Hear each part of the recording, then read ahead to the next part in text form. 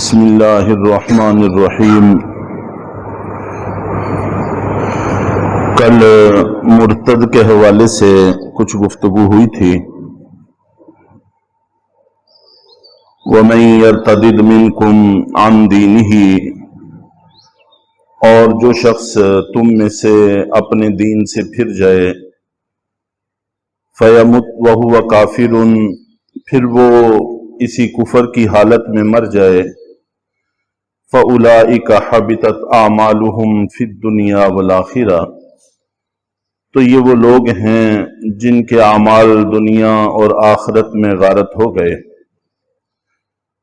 تو مرتدین کے حوالے سے کل کچھ باتیں عرض کی تھیں کہ یہ عام کفار سے جو پکے اور شروع سے کافر ہوتے ہیں ان سے بھی برے لوگ تصور کیے گئے ہیں۔ کچھ مسائل میں نے عرض کیے تھے جس سے یہ بات واضح ہوتی تھی کہ مرتد کا حال عام کافر سے برا ہے، اور ان میں سے ایک بات یہ بھی ہے کہ اگر کوئی عورت عیسائی ہو یا یہودی ہو جن کو ہم اہل کتاب کہتے ہیں، کوئی مسلمان مرد ان میں سے کسی سے نکاح کرنا چاہے تو یہ جائز ہے نکاح، اس کے برعکس جائز نہیں ہوتا۔ کوئی کافر مرد کسی مسلمان عورت سے نکاح نہیں کر سکتا، یہ جائز نہیں ہے، شریعت اس کی اجازت نہیں دیتی۔ البتہ مرد مسلمان ہو، عورت عیسائی یا یہودی ہو، ہندو سکھ وغیرہ نہیں، عیسائی یا یہودی ہو تو اس کے ساتھ نکاح کرنا چاہے تو یہ نکاح جائز ہے۔ اور اگر کوئی خدا نہ خواستہ شخص اسلام سے پھر کر عیسائی ہو جائے یا یہودی ہو جائے، کوئی عورت عیسائی ہو جائے یا یہودی ہو جائے تو اس عورت کے ساتھ نکاح جائز نہیں ہے۔ تو اس سے بھی اندازہ ہوا کہ یہودی اور عیسائی جو شروع سے ہیں ان کی عورت سے تو نکاح جائز ہے، لیکن اگر عورت مرتد ہو کر یہودی یا عیسائی بن جائے تو اس سے نکاح جائز نہیں ہے۔ تو یہ بھی اس فعل کے بہت برے ہونے کی علامت ہے۔ چنانچہ یہ بھی عرض کیا تھا کہ ایک تو ہم مسلمانوں کو محتاط گفتگو کرنی چاہیے۔ حدیث شریف میں آتا ہے کہ کتنے ہی لوگ ایسے ہیں جو زبان کی کٹی ہوئی کھیتیوں کی وجہ سے جہنم کا ایندھن بن جاتے ہیں، اور یہ بھی آتا ہے کہ بسا اوقات انسان کو اندازہ بھی نہیں ہوتا، پتہ بھی نہیں ہوتا، اور وہ جہنم کے نچلے طبقے تک پہنچ چکا ہوتا ہے۔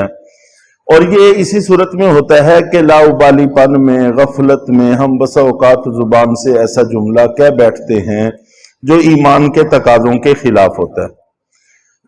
احتیاطی تدابیر انسان کو اختیار کرنی چاہیے۔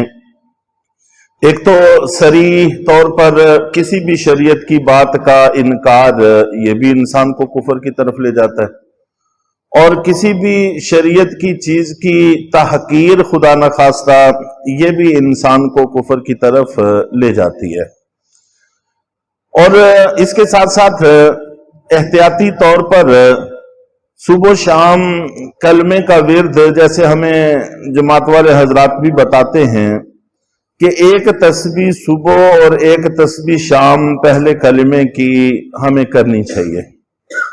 خدا نخواستہ اگر کوئی بات، کوئی کام ایسا ہوا ہو جو ایمان کے تقاضوں کے خلاف ہو تو نئے سرے سے ایمان کو تازگی مل جاتی ہے۔ اور یہ 2-4 منٹ کا، 5 منٹ کا کام ہے کہ ایک تسبیح صبح پڑھ لی، ایک تسبیح شام پڑھ لی، اور پھر اس کے ثمرات اور فوائد بھی بہت ہیں۔ نہ صرف یہ کہ اللہ کا ذکر ہے اور اعمال میں اضافہ ہوتا ہے، جنت میں درخت لگتے ہیں، اس کے ساتھ ساتھ قیامت والے دن جب یہ اٹھے گا تو اس کے اعضاء، اس کا چہرہ 14ویں کے چاند کی طرح چمک رہا ہوگا۔ تو بہت بڑی فضیلت کی چیز ہے، اس کا اہتمام کرنا چاہیے۔ اسی طرح تیسرا کلمہ اور استغفار میں بھی یہ چیزیں آ جاتی ہیں کہ ایسے بول جو ہم نادانی میں کہہ دیتے ہیں تو اللہ تعالیٰ استغفار کی برکت سے معاف کر دیتے ہیں۔ اور درود شریف یہ ہماری ذمہ داریوں میں ہے، یہ اللہ کی رحمت کو کھینچنے والی چیز ہے اور اللہ کے عذاب کو دور کرنے والی چیز ہے۔ تو یہ چند تسبیحات اگر ہم اپنی زندگی کا لازمی حصہ بنا لیں تو احتیاطی تدابیر کے طور پر یہ ایک بہت بڑا حفاظت کا ذریعہ ہے، تو اس کی کوشش بھی کرنی چاہیے۔ وَأُولَئِكَ أَصْحَابُ النَّارِ، اور یہ لوگ جہنم کے باسی ہیں، ہم فیہا خالدون، اس میں ہمیشہ ہمیشہ رہیں گے۔ ان الذین آمنوا والذین ہاجروا وجاہدوا فی سبیل اللہ، بے شک وہ لوگ جو ایمان لائے اور وہ لوگ جنہوں نے ہجرت کی اور جہاد کیا اللہ کے راستے میں۔ ہجرت یہ بھی ایک بڑا فعل ہے۔ ہم لوگ پابند ہیں ہر حال میں کہ ہم شریعت کے احکام پر عمل کریں۔ اگر کسی جگہ رہتے ہوئے وہاں کے باسی احکام پر عمل کرنے نہیں دیتے تو پھر ہمیں چاہیے کہ ہم وہ علاقہ چھوڑ کر کسی ایسی جگہ منتقل ہو جائیں جہاں پر ہم اپنی شریعت پر عمل کر سکیں۔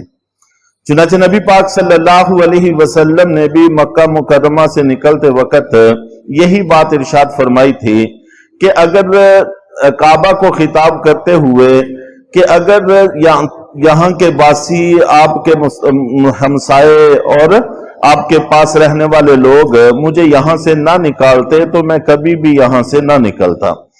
تو یہاں سے نکالنے کا مطلب یہی ہے کہ وہ شریعت کے احکام پر یہاں رہتے ہوئے مجھے عمل کرنے نہیں دیتے اور میں عمل کرنا چاہتا ہوں۔ اب جب کہ یہ کرنے نہیں دیتے تو پھر ایسی جگہ پر منتقل ہونا چاہتا ہوں جہاں پر میں شریعت کے احکام پر عمل کر سکوں، اس میں کوئی گنجائش نہیں ہے۔ چنانچہ ہجرت کے حوالے سے جو کچھ تحفظات ہیں 21ویں پارے میں قرآن پاک میں بڑی تفصیل کے ساتھ اللہ تعالیٰ نے ان کو ذکر کیا ہے۔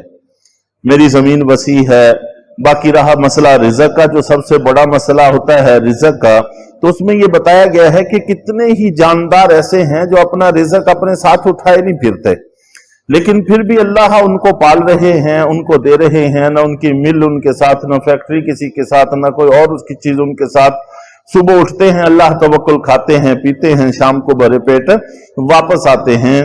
تو جو مالک رازق اتنی مخلوقات کو رزق دے رہا ہے، جب تم اسی کی خاطر ہجرت کرو گے تو تمہیں بھی ضائع ہونے سے بچائے گا، تو اس لیے ضائع نہیں کرے گا۔ تو اللہ رب العزت، باقی رہا موت کا مسئلہ، وہ ہر کسی کو آنی ہے، یہ بھی وہاں پر باقاعدہ طور پہ ذکر کر دیا گیا کہ یہ بھی خدشہ ہوتا ہے ہجرت میں کہ کہیں خدا نہ خواستہ ایسے حالات پیش آ جائیں، زندگی سے ہی ہاتھ نہ دھو بیٹھے۔ وہ جہاں رہ رہے ہیں وہاں پر بھی زندگی کی کوئی گارنٹی نہیں ہے، آخر ہر بندے نے دنیا سے جانا ہے اور اپنے اپنے وقت پر جانا ہے۔ تو اس حوالے سے شریعت پر عمل تو ضروری ہے، اس میں کوئی گنجائش نہیں ہے، خواہ اس کے لیے ہجرت بھی کرنی پڑے تو کر گزرنا چاہیے۔ بے شک وہ لوگ جو ایمان لائے، وہ لوگ جنہوں نے ہجرت کی اور جہاد کی اللہ کے راستے میں، اولئک یرجون رحمت اللہ، یہ وہ لوگ ہیں جو اللہ کی رحمت پر یقین رکھتے ہیں۔ واللہ غفور الرحیم، اور اللہ تعالیٰ بخشنے والے ہیں، رحم کرنے والے ہیں۔ اللہ تعالیٰ ہم سب کو صحیح راستے پر چلنے کی توفیق عطا فرمائے۔